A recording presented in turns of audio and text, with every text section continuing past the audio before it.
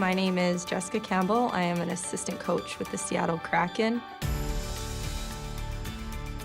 My coaching journey began obviously in player development. I started as a skating coach, a skills coach, and then I found myself working behind the bench really internationally, first in Sweden, then Germany. And I came back to North America, and I've been working in men's pro hockey actually my entire coaching career. I think leadership has always been a trait that has shown up in my playing career, and then naturally finding a passion in coaching, I think it came organically. And so I would say it's somewhat innate in me, but I think you have to grow it and you have to build it every single day.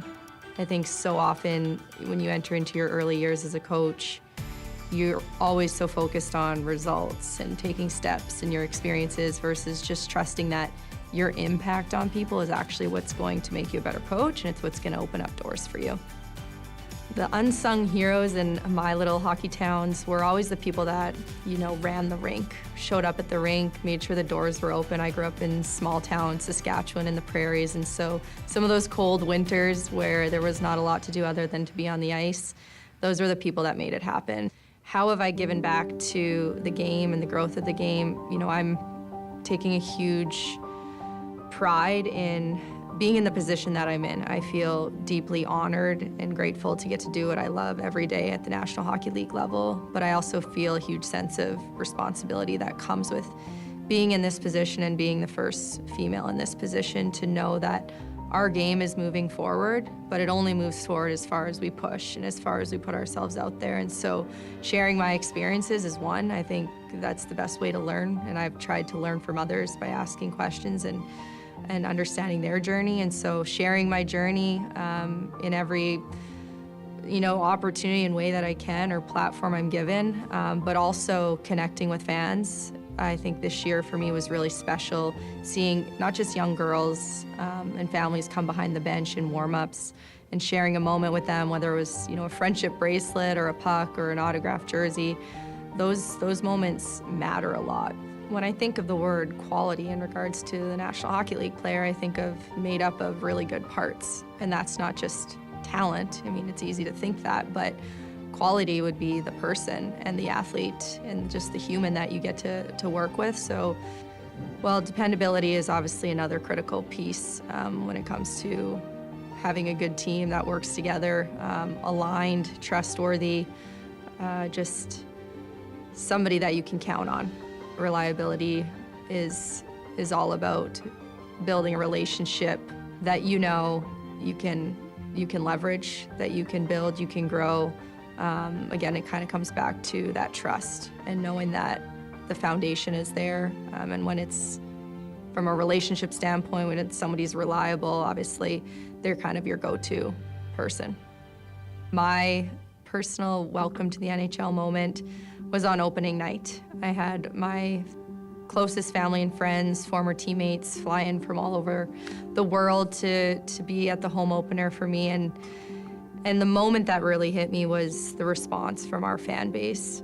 It just meant so much to me and for my family to get to experience that, because they're the people that help put me in this position. I think I try to keep my focus on the players, building relationships, building trust. Communication has to be the foundation of that style of coaching, and just understanding that I'm working for them. It's not about me, and I think it's easy in coaching to always think about trying to get buy-in from athletes and players, and you're trying to bring the team together. And so checking that ego and just leading with compassion and empathy, and really trying to foster a relationship that you can deal with the harder things that happen in coaching. Like, every player is their own human being, has their own journey, their own experiences. Communication is everything.